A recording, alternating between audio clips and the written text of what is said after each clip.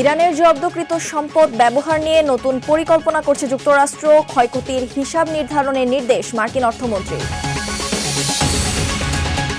50 বছর পর 4 সেনা সদস্যের মৃত্যুদণ্ড কার্যকরের প্রস্তুতি নিচ্ছে মার্কিন সেনাবাহিনী। প্রেসিডেন্টের নির্দেশের অপেক্ষায়। মেরিল্যান্ড অঙ্গরাজ্যের বাল্টিমোরে দুটি পৃথক গোলাগুলি, নিহত একজন, গুলিবিদ্ধ 4। এবং যুক্তরাষ্ট্রের ইন্ডিয়ানা থেকে উত্তর পূর্বাঞ্চল পর্যন্ত তীব্র ঝড়ের ঝুঁকিতে 5 কোটি মানুষ, 2 মাত্রার সতর্কতা জারি। উত্তর আমেরিকার রাজনীতি, অর্থনীতি, অভিবাসন ও আন্তর্জাতিক সম্পর্কের সর্বশেষ খবর নিয়ে আপনাদের জন্য আরটিভির বিশেষ পরিবেশনা আমেরিকান রাউন্ডআপ। আপনাদের সঙ্গে আছি আমি ইরামণি মণ্ডল। ইরানের জব্দকৃত সম্পদ ব্যবহার নিয়ে নতুন পরিকল্পনা করছে যুক্তরাষ্ট্র। প্রস্তাব অনুযায়ী ভবিষ্যতে ইরানের হামলায় উপসাগরীয় মিত্র দেশগুলোর ক্ষতি হলে সেই ক্ষতিপূরণ দিতে তেহরানের জব্দ অর্থ ব্যবহার করা হতে পারে। যুক্তরাষ্ট্রের অর্থমন্ত্রী স্কট বেসেন্ট ক্ষয়ক্ষতির হিসাব নির্ধারণের নির্দেশ দিয়েছেন বলে জানা গেছে। ইরান অবশ্য দাবি করছে যুক্তরাষ্ট্রের জব্দ থাকা প্রায় $24 বিলিয়ন সম্পদ তাদের ফেরত দিতে হবে এবং এটি শান্তি আলোচনার গুরুত্বপূর্ণ শর্ত। তবে দুই দেশের মধ্যে পারমাণবিক ইস্যু ও আঞ্চলিক নিরাপত্তা নিয়ে মতপার্থক্যের কারণে আলোচনায় অগ্রগতি থমকে আছে বলে মনে করছেন বিশ্লেষকরা। দীর্ঘ 50 বছরেরও বেশি সময় পর 4 সেনা সদস্যের মৃত্যুদণ্ড কার্যকরের প্রস্তুতি নিচ্ছে মার্কিন সেনাবাহিনী। মৃত্যুদণ্ডটি এখন প্রেসিডেন্টের নির্দেশের অপেক্ষায় রয়েছে।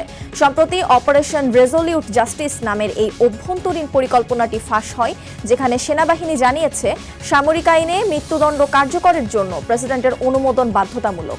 এই তালিকায় 2009 সালে ফোর্ট হুড হামলায় 13 জনকে হত্যাকারী নিদাল হাসান এবং 1980-র দশকে ধর্ষণ ও খুনের দায়ে দণ্ডিত রোনাল্ড গ্রে ও টিমোথি হেনিস সহ 4 জন রয়েছেন। প্রেসিডেন্ট ডোনাল্ড ট্রাম্পের দ্বিতীয় মেয়াদে ফেডারেল মৃত্যুদণ্ড পুনরুজ্জীবিত করার নীতির অংশ হিসেবে প্রতিরক্ষা সচিব পিট হেগসেথ এই খুনিদের দ্রুত ফাঁসি কার্যকরের ব্যাপারে দৃঢ় প্রত্যয় ব্যক্ত করেছেন। যুক্তরাষ্ট্রের মেরিল্যান্ড অঙ্গরাজ্যের বাল্টিমোরে দুটি পৃথক গোলাগুলির ঘটনা ঘটেছে। এতে একজন নিহত ও 4 জন গুলিবিদ্ধ হয়েছে। পুলিশ জানায় শনিবার ভোররাত 2:45টার দিকে ফেডারেল হিল এলাকায় প্রথম ঘটনাটি ঘটে। সেখানে 3 জনকে গুলিবিদ্ধ অবস্থায় উদ্ধার করে পুলিশ। এরপর তাদের দ্রুত হাসপাতালে নেওয়া হয়। এদের মধ্যে 35 ও 40 বছর বয়সী 2 ব্যক্তি শঙ্কামুক্ত আছেন, তবে 41 বছর বয়সী এক ব্যক্তি হাসপাতালে মারা যান। এর আগে শুক্রবার রাত 11:30টার দিকে জোনসটাউন এলাকায় আরেকটি গোলাগুলি হয়। সেখানে 19 বছর বয়সী এক তরুণ গুলিবিদ্ধ হন।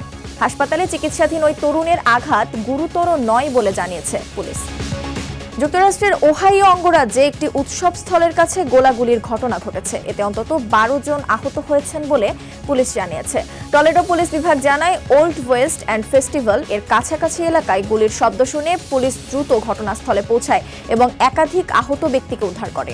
আহতদের স্থানীয় হাসপাতালে চিকিৎসা দেওয়া হচ্ছে, তবে এখনও কোনো মৃত্যুর খবর পাওয়া যায়নি। পুলিশ ঘটনার সঙ্গে জড়িত সন্দেহভাজনদের খুঁজছে এবং স্থানীয়দের ওই এলাকা এড়িয়ে চলার অনুরোধ জানিয়েছে। যুক্তরাষ্ট্রের প্রতিরক্ষা বিভাগ তাদের দাপ্তরিকভাবে স্বীকৃত ধর্ম ও বিশ্বাসের তালিকা 211টি থেকে কমিয়ে মাত্র 31টিতে নামিয়ে এনেছে। প্রতিরক্ষা সচিব পিট হেগসেথের নির্দেশে প্রায় 10 বছর পর এলো এই বড় পরিবর্তন। মূলত সেনাবাহিনীতে ধর্মীয় সেবা সহজ করার লক্ষ্যে এই পদক্ষেপ নেওয়া হয়েছে বলে জানানো হয়। নতুন তালিকায় প্রধান খ্রিস্টান দল সহ বৌদ্ধ, হিন্দু, ইসলাম, ইহুদি ও শিখ ধর্ম স্থান পেয়েছে। তবে বাদ পড়েছে অ্যাথিস্ট, ডিইস্ট, উইকান ও প্যাগান সহ প্রায় 180টি সংখ্যালঘু বিশ্বাস ও গোষ্ঠী। সমালোচকদের মতে এই সিদ্ধান্তের ফলে সেনাবাহিনী একটি নির্দিষ্ট ধর্মীয় ভাবধারার দিকে ঝুঁকছে। এক সাবেক সেনা চ্যাপ্লেন একে মার্কিন সংবিধানের ধর্মীয় স্বাধীনতার লঙ্ঘন বলে ক্ষোভ প্রকাশ করেছেন।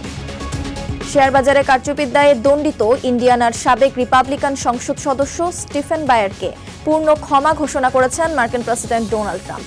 2011 সালে সংসদ ছাড়ার পর বায়ার একটি পরামর্শক প্রতিষ্ঠান খোলেন। সেখানে গ্রাহকদের গোপন তথ্য ব্যবহার করে শেয়ার ব্যবসা করার অভিযোগে 2021 সালে তার বিরুদ্ধে মামলা হয়। 2023 সালে তাকে 22 মাসের কারাদণ্ড দেয় আদালত। গত বছর সাজা শেষ করে তিনি কারাগার থেকে মুক্তি পান। ক্ষমাপত্রে বায়ারের 18 বছরের সংসদীয় ক্যারিয়ার ও সেনাবাহিনীতে তার কাজের প্রশংসা করেন ট্রাম্প। তবে বায়ারের কোনো অপরাধের কথা সেখানে উল্লেখ করা হয়নি। লিন্ডসে গ্রাহাম সহ 42 জন সাবেক রিপাবলিকান নেতা ট্রাম্পের কাছে বায়ারের ক্ষমার আবেদন করেছিলেন। জাপানের কিয়োটোর একটি পাহাড়ি এলাকা থেকে মার্কিন শিক্ষার্থীর মরদেহ উদ্ধার করেছেন স্বেচ্ছাসেবকরা। 20 বছর বয়সী জেমস ওয়েস্টন হিগিনবোথাম নামে ওই শিক্ষার্থী যুক্তরাষ্ট্রের অবার্ন ইউনিভার্সিটির বায়োসিস্টেম ইঞ্জিনিয়ারিং এর ছাত্র ছিলেন। শনিবার তার মা ন্যান্সি হিগিনবোথাম ফেসবুক পোস্টের মাধ্যমে এই মৃত্যুর খবর নিশ্চিত করেন। গত 29 মে পরিবারের সাথে জাপান ভ্রমণের সময় নিখোঁজ হন আলাবামার বাসিন্দা ওয়েস্টন। পরিবারের সাথে যোগাযোগ বন্ধ এবং ফোনের লোকেশন বন্ধ করে দেওয়ার পর তার সন্ধান শুরু হয়। স্থানীয় পুলিশ সিসিটিভি ফুটেজ ও তদন্তের ভিত্তিতে ধারণা করেছিল ওয়েস্টন স্বেচ্ছায় পরিবার ছেড়েছেন, তবে জাপানি ভাষা না জানায় তার নিরাপত্তা নিয়ে উদ্বেগ ছিল। অবশেষে অনুসন্ধানের পর তার মরদেহ মিললেও মৃত্যুর সঠিক কারণ এখনো জানা যায়নি। যুক্তরাষ্ট্রের ইন্ডিয়ানা থেকে উত্তর পূর্বাঞ্চল পর্যন্ত তীব্র ঝড়ের ঝুঁকিতে রয়েছেন প্রায় 5 কোটি মানুষ। ক্লিভল্যান্ড, ফিলাডেলফিয়া ও নিউ ইয়র্কের মতো শহরগুলোতে 2 মাত্রার সতর্কতা জারি করা হয়েছে। এসব এলাকায় তীব্র বাতাস, শিলাবৃষ্টি ও বজ্রপাত হতে পারে। ওহাইও, পেনসিলভেনিয়া সহ বেশ কিছু রাজ্যে ইতিমধ্যেই বজ্রঝড়ের সতর্কতা দেওয়া হয়েছে। ওহাইওতে গাছ উপড়ে পড়ার খবর পাওয়া গেছে। অতিবৃষ্টির কারণে কোথাও কোথাও আকস্মিক বন্যাও হতে পারে। রবিবার ডাকোটা সহ উত্তর সমভূমিতে তীব্র ঝড় এবং টেক্সাস থেকে মিসৌরি পর্যন্ত বন্যার সতর্কতা রয়েছে। তবে এই ঝড়ের কারণে চলমান তীব্র গরম কিছুটা কমতে পারে, যদিও আগামী সপ্তাহের মাঝামাঝি তা আবার বাড়ার সম্ভাবনা রয়েছে। এই পর্যন্তই আমেরিকান রাউন্ডআপ। উত্তর আমেরিকার গুরুত্বপূর্ণ সব আপডেট পেতে আরটিভির সাথেই থাকুন। মতামত জানান আরটিভির সামাজিক যোগাযোগ মাধ্যমে। সবাই ভালো থাকুন।